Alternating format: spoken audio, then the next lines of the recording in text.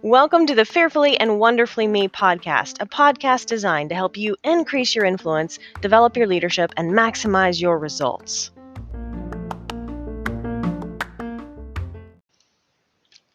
Hello, everyone. Welcome to today's episode of Fearfully and Wonderfully Me. And today's episode is all about self-care, taking small steps every day.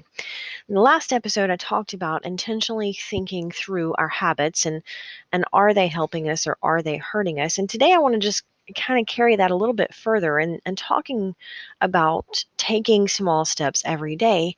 Our habits are such a powerful thing that help us take those small steps every day. And remember, I touched on this last episode.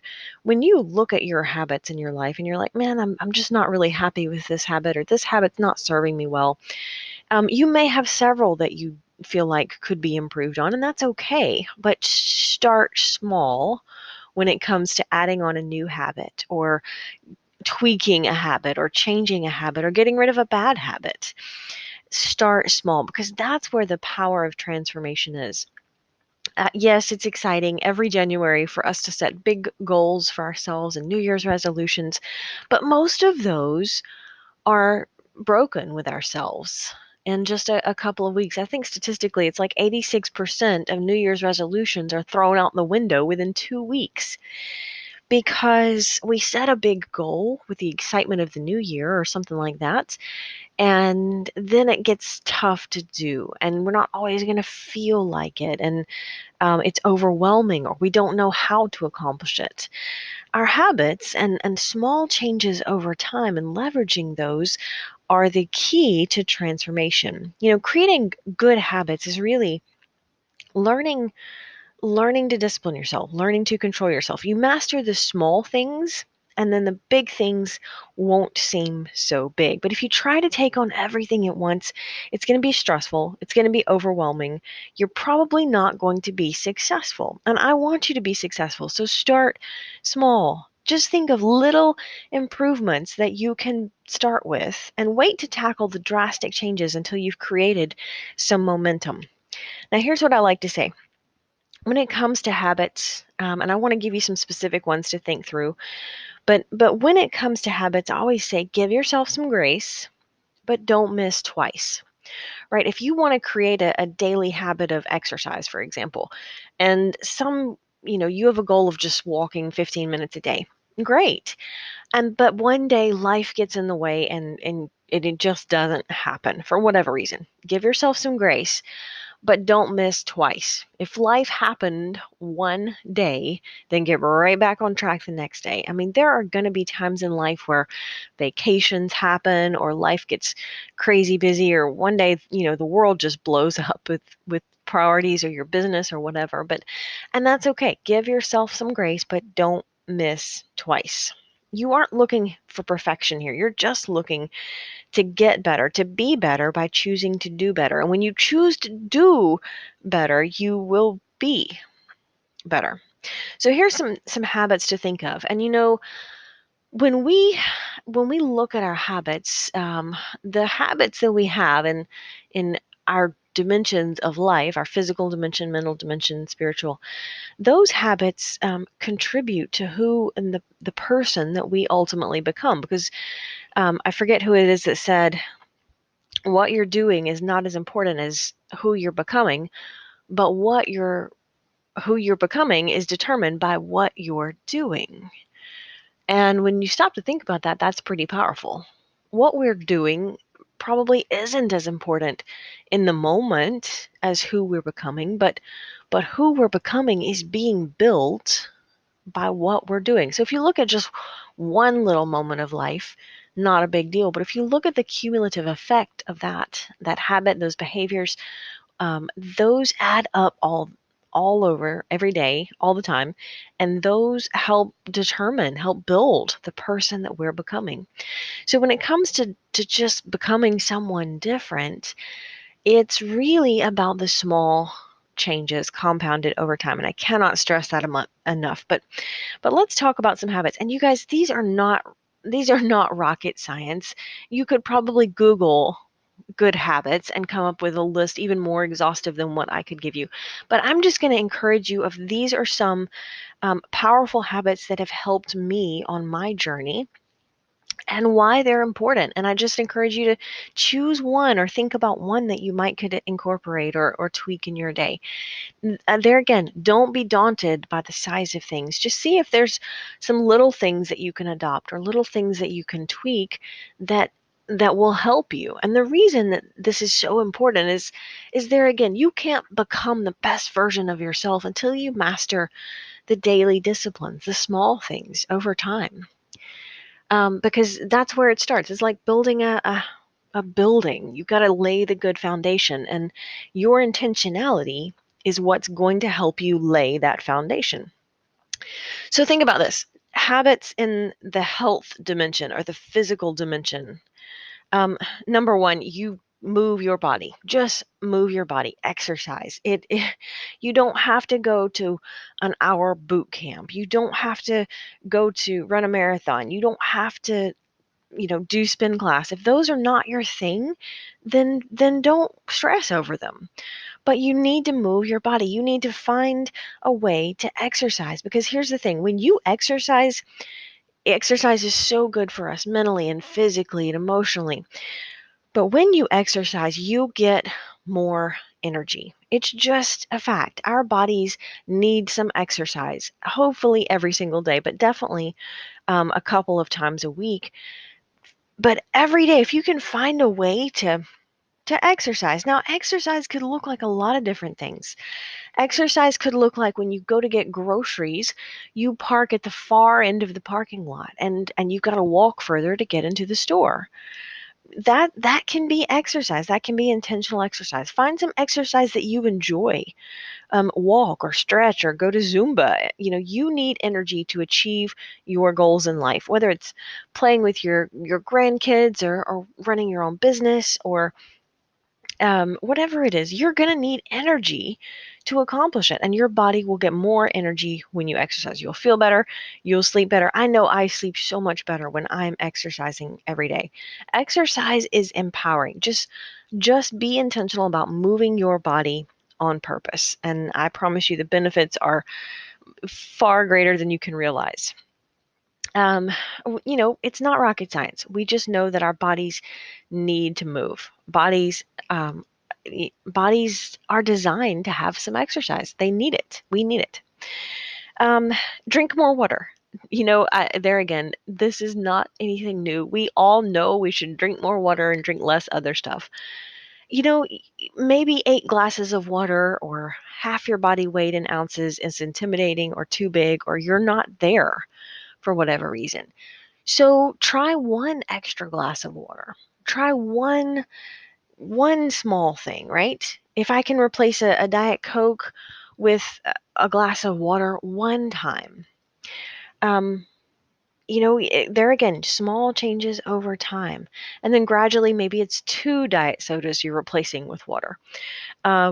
Now, and here's the thing. For water, I count like an herbal tea. I can count that as water. It's hydrating.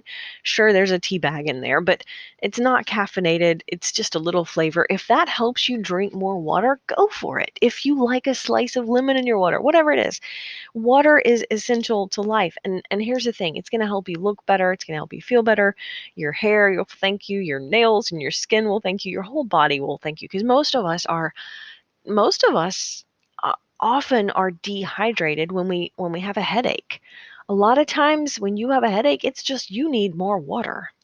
Now, here's the thing. When you start to drink more water and you get to the point where you're consistently drinking more water, you're going to wonder how on earth you ever didn't drink more water, because you're going to feel so much better. And when you miss a glass or when you get dehydrated, like when we travel, particularly when we're in the car, I cannot drink nearly as much water, because obviously if you drink a lot of water, there are going to be some bathroom stops.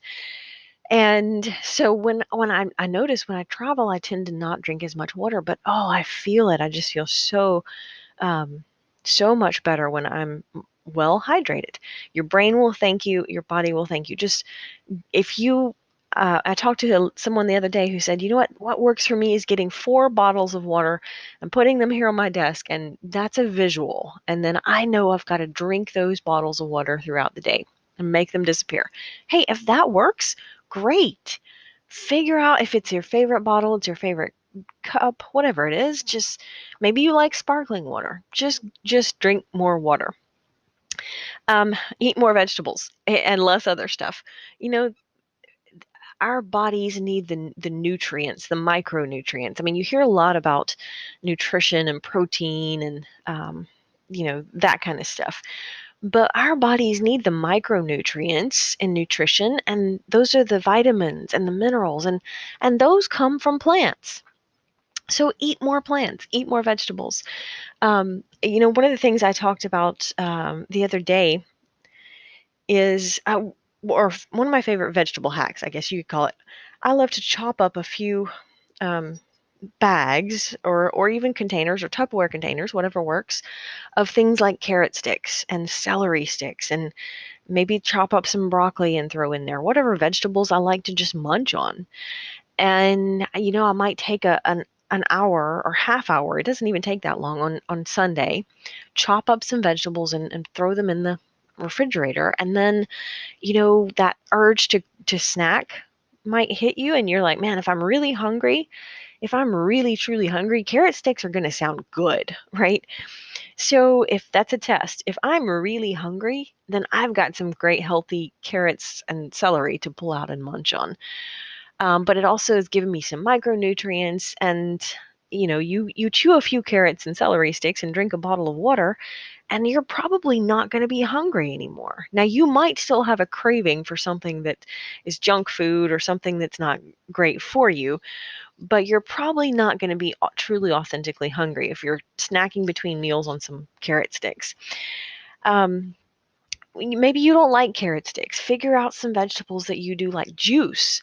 I did a whole podcast episode on juicing vegetables. It's been a while back, but you know, Mac and I started juicing fresh vegetable juice about 2 years ago. And when I look back now, it's interesting because when we started juicing, I thought, well, that'll be good for him because Mac doesn't eat as many vegetables. I eat tons of vegetables. But within just a week, I felt so much better from just adding some vegetable juice, or a little fruit juice, but mostly vegetables. It was amazing. Like in just a week, I could tell a difference. My skin got healthier.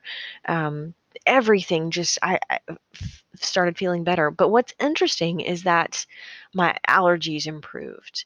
Uh, I no longer have to use dandruff shampoo. Little things like that that add up to be big things. And when I realized that impact of just getting more nutrients in my body, getting more nutrition, most of us in our standard American diet in our culture today are undernourished because we're not getting enough of the nutrients. There's not a whole lot of nutrients if you're driving through the drive-through at McDonald's or Chick-fil-A or whatever.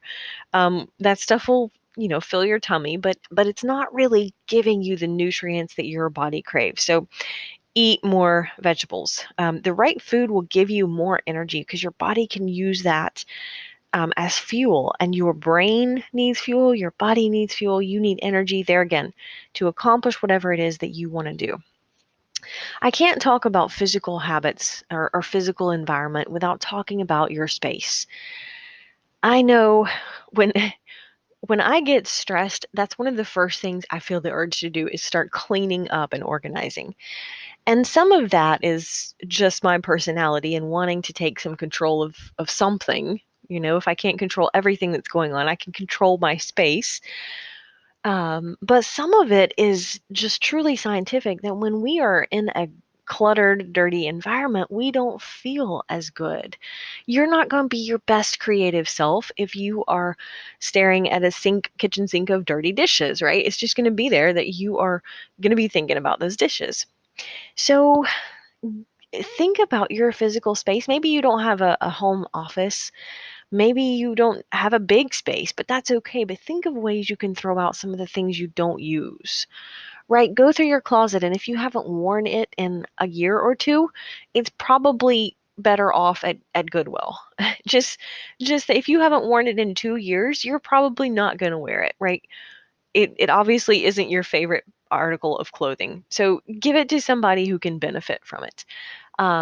Be intentional about just cleaning up. I love first thing in the morning to just take a few minutes and straighten the house or my office and just walk through, fluff the pillows, whatever it is that helps you just kind of declutter.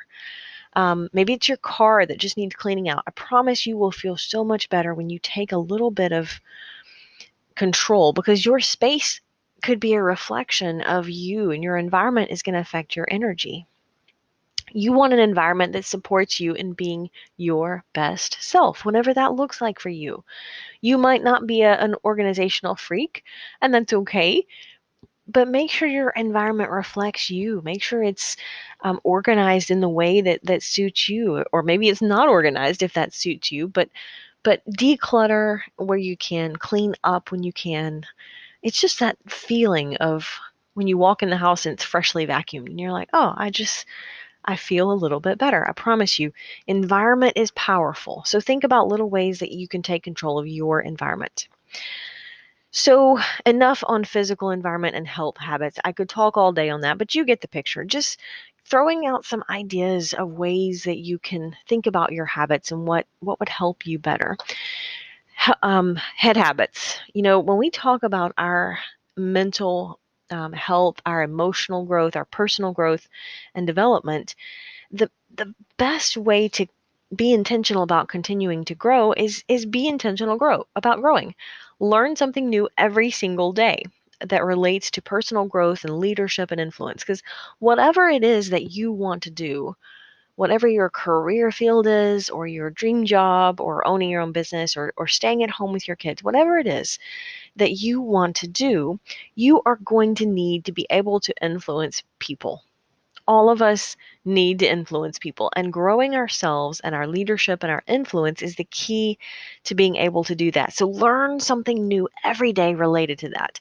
Absolutely study your field and be the expert in that.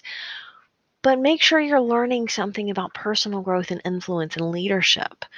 Read some great quotes, inspirational books, educational articles, listen to some other podcasts. Just learn something every day that helps you increase your influence. So, other things you can do, other ways you can learn, watch some TEDx talks, find a mentor, watch some videos. You know, there is so much information out there. There is no excuse for not growing yourself. You don't have to spend any money. Google is the best search tool that you could figure out anything you want to learn about. You just go Google it, right? Bonus points if you listen to a podcast or an audiobook or something while you're exercising. I love to do that. If I'm going to go for a walk, I find a couple of great podcasts, put my earbuds on, and go for a walk. Right then, you're getting double whammy for your time. You're getting double benefit for those minutes in your day.